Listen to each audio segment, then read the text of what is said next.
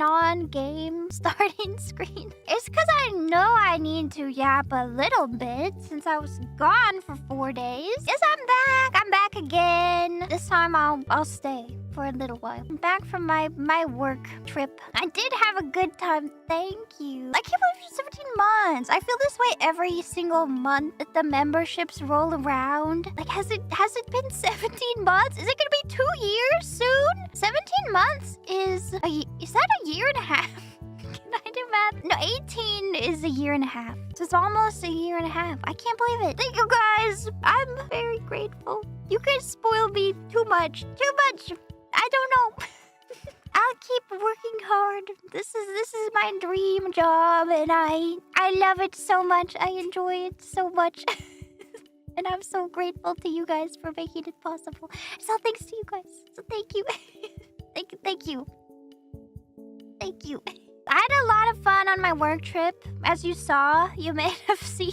Well, maybe I should say you saw nothing, you heard nothing. No, I stand by what I said. Even if I was several cups of champagne deep, I stand by it. You gotta take care of your body. Don't sit on the toilet too long. Sometimes you gotta say your truth. Yeah, I had a lot of fun. It was my first time meeting Madara, and she's a riot. She's the life of the party. Veritable extrovert in a world of introverts. She's hilarious. Yeah, it was fun. She kept the champagne flowing, and who was I to say no? It's rare to find people to drink with, which is a good thing. You know, drinking is bad for you, period. And you should always do it in moderation, if at all. But it's a little fun for me. I can't deny I do enjoy it. Like I said, I'm a happy drunk, so it is rare to find a VTuber who wants to drink. I think Madara said the same thing. It's rare to find a drinking buddy, which is good. It's good that people don't drink so much. Mint was drunk on orange juice. She drank so much orange juice. It was great to see Minto again too. I'm always happy when I get to see her. It's been too long since she and I collabed. I feel like we talk off stream. We gotta get more collabs going. Yeah, Mint, when I saw her this time, she had a really cute bag, and I told her that, and she was like, oh yeah. She was like, it kind of suits you. And I was like, yes, I want it. She offered it to me, but I can't just take her bag. That's crazy. So I was like, well, where did you get it? And she showed me, and then she was like, actually, they just released a new version. Maybe you'll want to buy the new version. And I was like, oh yeah, show me. And then she showed me, but then the new version was a backpack. And this is where I might have messed up in what I said. I was like, I feel like I'm too old to wear a backpack. And Bitch was like, what? No, you're never too old to wear anything. You can never be too old. But I don't know. I feel like my backpack days are behind me. I just feel like if I wear a backpack, I'm gonna have like my hands on the straps, and I'm gonna be like ready for school. All right, time to get to school. Time to get to class. That's how I feel if I wear a backpack. Yeah, how do you do, fellow kids? Maybe everybody can wear backpacks, but this was quite the cutesy backpack. I wanted it to be like a over-the-shoulder bag moment, more than a backpack. Backpacks. I do have like a collection of backpacks already, though. That also might be the problem. I do like a mini backpack, but they're not as useful because they're, you can't fit as much stuff in them. But minis is cute. I don't use a backpack when traveling, no. And you'll be proud of me. I did not pack a giant suitcase for a 4-day trip. I bought a little carry-on, but I didn't carry it on because you can't make me carry a bag through the airport and lift it over my head into the overhead bin. You can't make me do that. I won't. So I did check it. Less proud of me? It's because I've been the person on the plane too often, like trying to lift my heavy carry-on above my head into the overhead bin. And then somebody has to come save me. Like a stranger has to come over and lift it for me. And I feel so bad, like I'm clogging the way. So that life is behind me. That life is behind me. Now I just check all my bags because I love to be in the airport with absolutely nothing. Just me. I've got like a little tote bag and that's it. That's how I like to be. And then I don't have to fight, you know, for the overhead bin space or anything. Doodle arm behavior.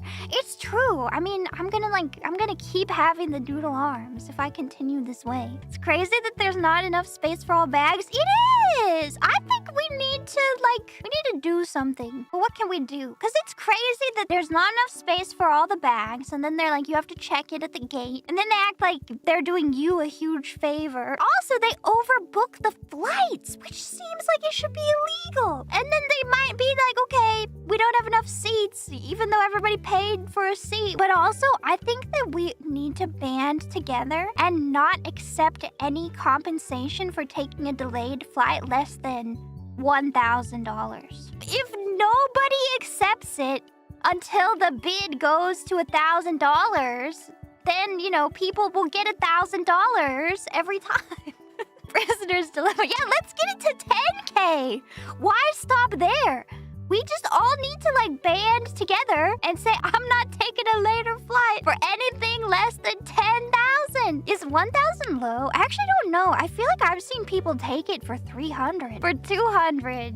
I mean, I agree it's like low for what you should be compensated, but you'll take 100. No, you gotta wait for 10,000. We all gotta be together. They give it as a flight voucher. I know, that too. They should give it to you cash. Like Mr. Beast, like a Mr. Beast video. Like they bring out the duffel bag full of cash. And it's all in ones. Then people would definitely take it. They should give it to you in diamonds. It's gonna be like one diamond. Like a little teeny tiny diamond. They overbook my flight. I mean, don't they overbook every flight now? But it only comes back to bite them if everybody actually shows up. I guess it's because people cancel for whatever reason last minute. Did I spot any babies? I did. Baby on board must be a safe flight. My voice was different. I've been working on my chest voice. Well, I used to be really like embarrassed and think that my chest voice, which I don't even know if that counts. It's more chesty. But I used to think it was so ugly that I would never use it ever. But it's hard to speak in this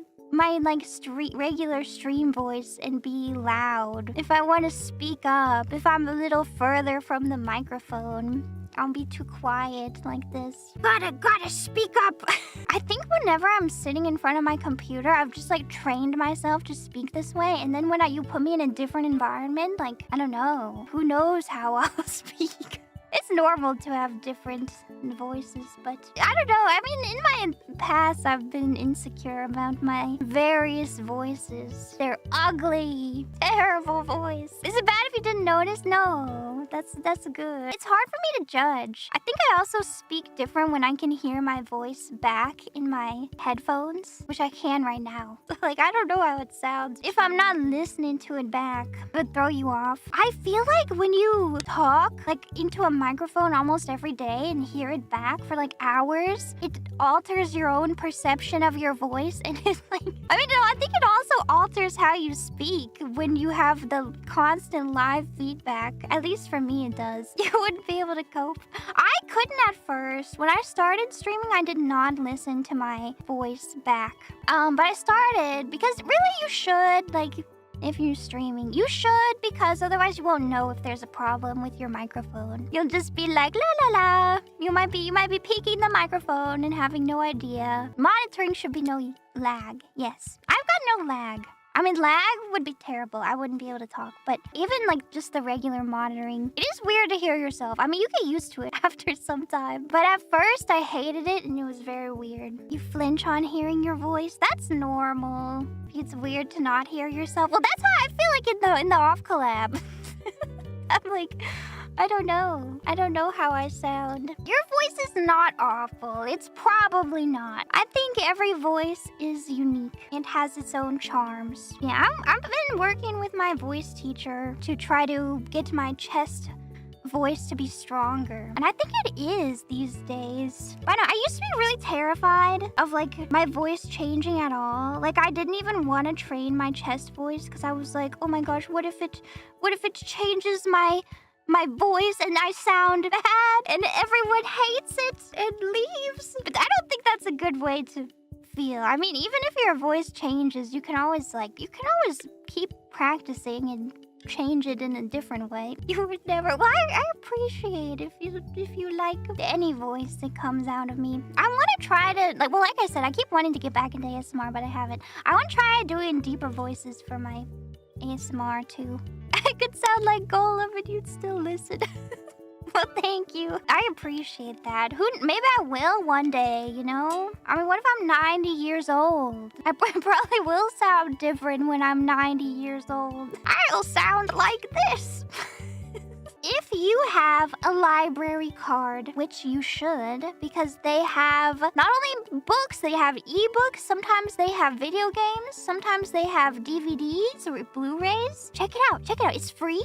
And if you have a library card, you can go to the website called reciprocard.com. And you can input your library and you can see a lot of times libraries have partnerships with other libraries and they share their digital ebook library. So if your library doesn't have that many ebooks, you can go to reciprocard.com and you can check and see, and you can get library cards at other libraries that are partnered with your library and expand the collection that you have access to for free. This is huge. It is huge. It is huge. How do you spell that? RECIPROCARD. Reciprocard. For free. Work in that library sponsorship hard. I just like the library, you know? So I recommend go on there if you have a library card and see what other libraries your library might be partnered with, and you can access their ebooks as well. It's huge. It's huge. Yay, we love free books. We love libraries. It seems like a US thing. Oh yeah, it probably is. Probably everything I talk about is US only, but maybe there are other similar programs in other countries, depending on where you are. Sorry. You have the same deal in the UK? Yeah, you might just have to do some research and you might be able to find something similar program. But I didn't know that. I also learned that from Reddit. I learned that from the fantasy romance subreddit. Thank you, romantasy girlies. They always have my back. I dropped my little sample. I got a sample of Killian perfumes and I dropped my sample of Princess on the floor and it shattered and it spilled and I was so sad. But at least it was just a little sample. I think I will buy a bottle, even though the bottle is so ugly. It's possibly the ugliest perfume bottle I've ever seen. And the Love Don't Be Shy bottle is not great looking either, I think. But this one is even uglier. Why is it ugly? It's just... I'll show you. And I'm sorry if you like it. If you like the look of it. Well, because it's just like matte black with the text on the side. And it's like $150. It's like, couldn't you try a little harder? I don't need a prince by my side to be a princess. It smells great. What's a good example? Here's an example of one that I have. Another perfume, which actually I don't like the smell as much. But like this is what it could look like. In fact, this one is more like what most perfumes look like. I mean, you know, I'm getting like girly perfumes. But so this one is called Princess. It, by all rights, should be a girly perfume. It's giving grenade. Okay, that's cool though. It does look like a grenade. Wait, no, that's intentional. Because it's called Flower Bomb. Wait, I just realized that. So that's cool. That's like, that's cool and that's intentional. Yeah, it's got the little pull pin. Oh my gosh, I never noticed. I never like thought about that before.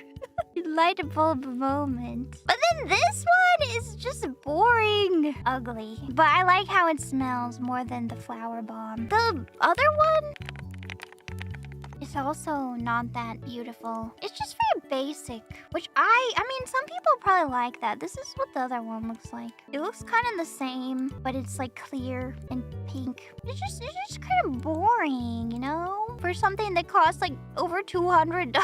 It's like, can't they make it a little fancier? Because there's some gorgeous perfume bottles out there, you know? But ultimately, the shape doesn't really matter, right? It's about the smell. bottle. Yeah, the bottle's not that important.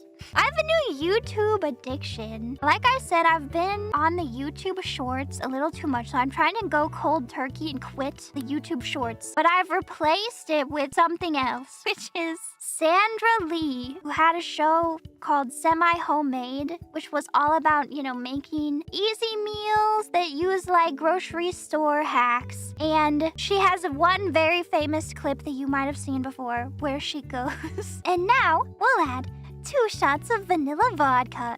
Glug, glug, glug, glug, glug, glug, glug, glug. And she just pours way more than 2 shots. But all of her show was like that. And I can't stop watching. And she has like a fandom in the comments on YouTube that's just obsessed with her. And I've been watching. Somebody said in one comment, which I thought really summed it up, was it's a combination of hospital cafeteria level food plus crazy strong cocktails plus at the end Aunt Sandy gets changed into an absolutely scandalous dress and does the most insane craft store Hobby Lobby explosion of a tablescape that you've ever seen. And what even is a tablescape? It's just where you decorate your table, like when your guests are gonna come over for a house party. But it's like the decorations are piled so high on the table that there's like no space for the food, and you probably can't even see the person across from you at the table. It sounds so entertaining. I'm like addicted to it. I can't stop watching. She makes like the craziest food, and she'll be like, today's food is themed after French Riviera. And then she breaks out like the canned fruit cocktail, and she's like, canned fruit cocktail always makes me think of French Riviera food. And then she pours herself the stiffest drink imaginable, takes a sip, visibly recoils, and goes, ah, that's good. And then she changes into like a sexy dress and comes back out and shows you her table. I think she's iconic. That's me in 10 years. I hope so. Don't you want to go to Aunt Sandy's parties? Don't you want to be invited? Please remove your items from the scanning area. Oh my gosh, I love the self-checkout. Does anybody else love the self-checkout? Well, I love it because you don't have to talk to people, except you actually do, because every single time you do the self-checkout, they're like, we think you're stealing, and we're gonna have a store associate come over and check that you didn't steal, that you didn't ring up a TV as bananas. So like you do have to talk to people, because it seems like every single time that happens. And I'm not stealing. But I don't know, I just think it's fun to scan it. It's like a game, you know? It's like playing a game. But I do feel like you should go to the non-self-checkout because, I don't know, they're better at than you, probably, at scanning items. Unless you also worked or work at a grocery store. The person who works there is probably faster at scanning. Probably has the item codes in their brain already. Yeah, way better at bagging. Oh my gosh, I feel like, so I pretty much always these days bring my reusable bags. I got the habit down. For a while, I didn't have the habit and I would forget my bags. But nowadays, I pretty much always remember my reusable bags. But I feel like when I'm holding them, it's like I need to be the one to bag. Do you ever have that awkward moment when you bring your own bags where it's like, do you hand it to the grocery store employee and like tell them to get to work, or do you just start doing it awkwardly yourself? I don't know. It feels awkward. You always bag? Well, I don't know. Just ask them. Sometimes they see my awkwardness and they offer to bag it. And that's the best case scenario. Is they're like, would you like me to bag that for you? And I'm like, yes, please, thank you. Because sometimes the items are coming out so fast and I'm trying to bag them and it's not good. I don't know. It is kind of fun to bag it yourself too. Do I squish the bread? I think I do. Well, I try not to, you know, like put the cans on the bottom and stuff. I heard that when you take people who eat beans every day and you compare them to people who don't eat beans every day, controlling for all other factors in life, the people who eat beans live longer. And ever since I heard that, I'm like, I'm gonna eat beans every day. So I have been eating beans every day. The magical fruit. Okay, I need to say something about that too. You might have heard beans, the magical fruit. The more you eat, the more you toot. There's an adjustment period. Maybe if you don't get enough fiber in your diet, it might cause some distress. But once you eat your beans and you get used to it, you know, then there's no such tooting happening. You just have to get used to it. You gotta, you know, get used to the fiber. And I have been eating beans my whole life, so I never have ever tooted, not even once. But I've been eating beans every day. And I don't know, I guess it's because it's just so easy. It's like, will I live forever if I just eat beans every day? Maybe. It's worth a shot. It's like an easy way to eat healthier if you just make a conscious effort to put beans and stuff. Vegans need beans. I agree. They're one of the best plant protein options. I made a bean salad that was really good. It had like dill and thyme and parsley and red bell pepper and onion and garlic. And I was eating that. That was delicious. I served that with pasta. And then I want to make like curry chickpeas. And then I've been having like, I ate out and I had a burrito that had black beans and pinto beans. 2 kinds of beans in my burrito. Yeah, chana masala. I am bean maxing. I'm gonna live forever. I'm gonna live forever by eating beans. And I think you should get on the bean train with me. Because they're cheap, you know? And they fill you up. They keep you full. And, you know, you can just get them in a can. And it's easy. This stream is sponsored by beans. It should be. They're tasty in soups. Yeah, like Italian wedding soup is really good and has beans in it. Minestrone has beans. You could make a tortilla soup. That was my mom's go-to recipe. My mom was never much of a cook. By her own admission, she just does not like to cook, which is fair. But she would make like one thing she liked to cook, which was tortilla soup. Which I don't even know what tortilla soup is, honestly. It's like a Mexican-inspired soup. Tex-Mex soup with the beans and corn, and then you eat it with tortilla chips, tomatoes. It's good. But that's what my mom would cook. Oh my gosh, she would also make cowboy caviar. I think that's also just a bean dip. Like various beans and corn and tomatoes mixed together. You call it cowboy caviar. It's a throwback. What is it? It's a dip with the beans. And I didn't even mention hummus yet. We haven't even gotten into hummus or white bean dip. Lentils. Lentils are good too. Do they count as beans? They're a legume. I'm sure they make you live longer too, right? It's probably just the fiber. I don't know. I feel like we're entering the world of fiber. We've been on like protein as a collective society, but I feel like we're on the cusp of a new era, and that era is fiber. Yeah, everybody's gonna be fiber maxing, but I've been fiber maxing as a vegan because that's all I can eat is fiber.